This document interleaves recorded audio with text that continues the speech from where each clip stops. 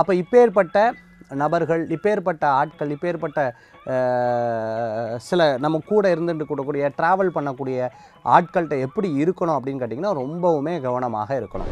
எனக்கு திருஷ்டி இருக்குது சார், இதுக்கு பின்னாடி என்ன இருக்குது? திருஷ்டினா என்ன? இங்கே ஏதோ ஒரு நாரத கலகமோ ஏதோ ஒரு விதமான சகுனித்தனமோ கண்டிப்பாக அந்த இடத்துல இருக்குது. யாரோ ஒருத்தர் இவாளை பார்த்து இவாளுக்கு என்ன அப்படின்னு நினைக்கக்கூடிய ஒரு தன்மைகள் இருந்துருக்கு. இன்றைக்கி இயல்பாகவே இருக்கக்கூடிய லைஃப் ஸ்டைலாக போகிறது கூட மருவி மாறி இருக்கிறத நீங்கள் பார்த்துருப்பீங்க. நம்ம கூட யாராவது சொன்ன விஷயத்தை சரி இவாளுக்கு சொல்லப்படாது அப்படிங்கிறத மனசுக்குள்ளே வச்சுக்க முடியாமல் சொன்னதை நீங்கள் பார்த்துருப்பீங்க. ஜெயா தொலைக்காட்சி நேயர்களுக்கு இனிய நமஸ்காரங்கள். நம்மளுடைய இந்த நிகழ்ச்சி பார்த்துட்டிங்க அப்படின்னு சொன்னால் இதில் ரொம்ப முக்கியமான விஷயங்கள் நம்ம ஆன்மீக ரீதியாக நம்ம நிறைய பார்த்துட்டு இருக்கோம். அதில் ஒரு அர்த்தம் இருக்கும், அதில் ஒரு முறைகள் இருக்கும், அதில் ஒரு சம்பிரதாயம் இருக்கும், அதில் ஒரு வழிமுறைகள் இருக்கும். இதெல்லாம் சொல்லக்கூடியது தான் அர்த்தமுள்ள ஆன்மீகமாக வந்திருக்கு. உங்கள் ஜோதிஷாச்சாரிய ஜோதிட சாம்ராட் மகேஷ். இன்றைக்கி நம்ம பார்க்கக்கூடிய ஒரு அற்புதமான டாபிக் என்னென்னா, அந்த காலத்தில் ஒவ்வொரு புராணங்கள் படிச்சிருப்பீங்க நீங்கள். அதில் பார்த்துட்டிங்கன்னா சகுனிங்கிற ஒரு கேரக்டர் கண்டிப்பாக வரும். ஒரு கழகத்தை உண்டாக்கக்கூடிய ஒரு கேரக்டர் இருக்கும். அதே சமயத்தில் பார்த்துட்டேன்னா இப்போ நாரதர் இருக்கிறத பார்த்துருப்பீங்க. நாரத கழகம் அப்படின்னு சொல்லுவாங்க. நீங்கள் காசியிலேருந்து அந்த மணிகர்ணிகா காட்டு, அதாவது ஒவ்வொரு காட்டு படித்துறைன்னு பேர் அதுக்கு. அதில் பார்த்துட்டிங்கன்னா சிவா காட்டுன்னு சொல்லுவாங்க. அடுத்தது பார்த்திங்கன்னா தசமகா சக்கரவர்த்தி இருந்தக்கூடிய அந்த காட்டு இருக்குது. இப்படி ஒவ்வொரு காட்டிலையும் இப்படியே போயிட்டு இருக்கும்போது அங்கே நாரத காட்டுன்னே இருக்குது. இந்த நாரத காட்டில் பார்க்கும்போது பெரியவங்க சொல்லுவாங்க, நீ போகும்போது இப்படி எடுத்து தெளிப்ப, நாரத காட்டில் இது எடுத்து தெளிச்சிடாத, ஸ்நானங்க இது பண்ணிடாத அப்படின்வாங்க. ஏன் அப்படின்னா போகிறதுக்குள்ளேயே போட்டுக்குள்ளேயே சண்டை வந்துடுன்னுவாங்க. ஏன்னா நாரத கழகம் நன்மையில் முடியுங்கிறது நமக்கு கண்டிப்பாகவே தெரியும். அதில் ஒரு காரணம் குறை அர்த்தங்கள் இருக்கும். இந்த கேரக்டர் வந்து பார்த்துட்டேன் அப்படின்னு சொன்னால் எல்லா இடங்கள்லையும் எல்லா புராணங்கள்லேயும் நமக்கு வரக்கூடியது. மிகப்பெரிய முனி, மிகப்பெரிய ஒரு சக்தி, மிகப்பெரிய ஒரு தபஸ்வி, மிகப்பெரிய ஒரு பக்தியை கொண்டவர் தான் இவர்கள்லாம். ஆனாலும் ஏன் இந்த விதமான தன்மைகள் அவங்க பெரியவங்க வந்து வச்சுருக்காங்க அப்படின்னு பார்த்தீங்கன்னா, இது அங்கே மட்டும் கிடையாது, அந்த தெய்வீக காலத்தில் மட்டும் கிடையாது, இப்பவும் இருக்கிறத நீங்கள் பார்த்துருப்பீங்க. காசிப்ஸ் அப்படிங்கிற ஒரு வேர்டு வந்து இன்றைக்கி பொதுவாக போயிடுது. ஒருத்தர் சொன்னதை இதை யார்ட்டையும் சொல்லலை, உங்கள்கிட்ட மட்டும் சொல்கிறேன் அப்படின்னு சொல்கிறத சொல்லுவாங்க. இன்னொருத்தர்கிட்ட சொல்லுவாங்க, யார்ட்டையும் சொல்லலை சார், எனக்கு திருஷ்டி இருக்குது சார், இதுக்கு பின்னாடி என்ன இருக்குது? திருஷ்டினா என்ன?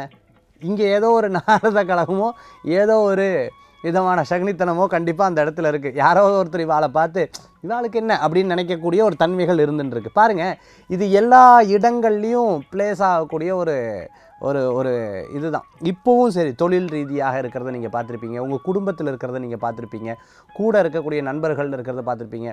எனக்கு தெரியாது, நான் பாட்டுக்கு அப்படியே லூஸ்டாக கொட்டுருவேன் அப்படின்னு சொல்லிட்டு இயல்பாக அந்த காலத்தில் பெரிதாக மறைமுகமாக இருந்த விஷயங்களை இன்றைக்கி இயல்பாகவே இருக்கக்கூடிய லைஃப் ஸ்டைலாக போகிறது கூட மருவி மாறி இருக்கிறத நீங்கள் பார்த்துருப்பீங்க. நம்ம கூட யாராவது சொன்ன விஷயத்தை சரி இவாளுக்கு சொல்லப்படாது அப்படிங்கிறத மனசுக்குள்ளே வச்சுக்க முடியாமல் சொன்னதை நீங்கள் பார்த்துருப்பீங்க. ஆனால் பல இடங்களில் கிருஷ்ண பகவான் ப்ளே பண்ணும்பொழுது பல இடங்களில் பார்த்துட்டேன்னா அவரே கரெக்டாக இங்கேருந்து இந்த விஷயத்தை சொன்னால் கரெக்டாக எங்கே போய் இது வரும் அப்படிங்கிறது அவருக்கு தெரிஞ்சது. இந்த மாதிரி ஒரு சாதுரியத்தனமாக ப்ளே பண்ணக்கூடிய ஒரு முறைகள் இருக்குது. அந்த இடத்துல இந்த குணாதிசயங்கள் வர்றது பெரிய தப்பு கிடையாது. ஆனால் இயல்பாகவே நம்மளுடைய குணாதிசயங்கள் அப்படி மாறி எடுத்து அப்படின்னு சொன்னால் அது அழிவை நோக்கி போகும் அப்படிங்கிறதா உண்மை. அது வந்து என்ன ஆகும் அப்படின்னு கேட்டிங்கன்னா, அது நாரதர் பண்ணிவிட்டார் அப்படின்னு சொன்னால் அது நல்லதில் முடியும். ஆனால் நம்மக்கிட்ட அது இருந்தது அப்படின்னு சொன்னால் அது நல்லதில் முடியுமா? நீங்கள் சொல்லுங்கள். கண்டிப்பாக நல்லதில் முடியாது. அப்போ இப்பேற்பட்ட நபர்கள், இப்பேற்பட்ட ஆட்கள், இப்பேற்பட்ட சில நம்ம கூட இருந்துட்டு கூடக்கூடிய ட்ராவல் பண்ணக்கூடிய ஆட்கள்கிட்ட எப்படி இருக்கணும் அப்படின்னு கேட்டிங்கன்னா ரொம்பவுமே கவனமாக இருக்கணும். நம்மளுடைய சாஸ்திர சம்பிரதாயத்தில் எதற்காக சொல்லப்பட்டிருக்குன்னு தெரிஞ்சுக்கோங்க. எல்லாமே கம்பேர் உங்கள் லைஃப்பில் நீங்கள் பார்த்தீங்கனாலே எல்லாமே இருந்துன்னு இருக்கும். எல்லா விதமான ஒரு நடந்த புராண கதைகளில் உங்கள் லைஃப்பில் கம்பேர் பண்ணி பாருங்கள். கண்டிப்பாக அந்த இடத்துல இருக்கிறத நம்ம பார்க்க முடியும், மனுஷால் இருக்கிறத நம்ம வந்து பார்க்க முடியும். ஸோ இதைத்தான் அந்த கலகம் அப்படின்னு சொல்லுவாங்க. அதனால தான் ஒவ்வொரு புராணங்கள்லேயும் ரொம்ப அழகாக அந்த காலத்தில் பாருங்கள், தெய்வீக காலத்திலே இருந்திருக்குன்னா இப்போ இருக்காதான் என்ன? இப்போ இருக்குது. ஆனால் எல்லாத்தோட சேர்ந்து எல்லாத்துக்குமாக அது இருந்துருக்கு. அதை மாற்றிக்கொள்ளணும் அப்படிங்கிறது தான் உண்மை.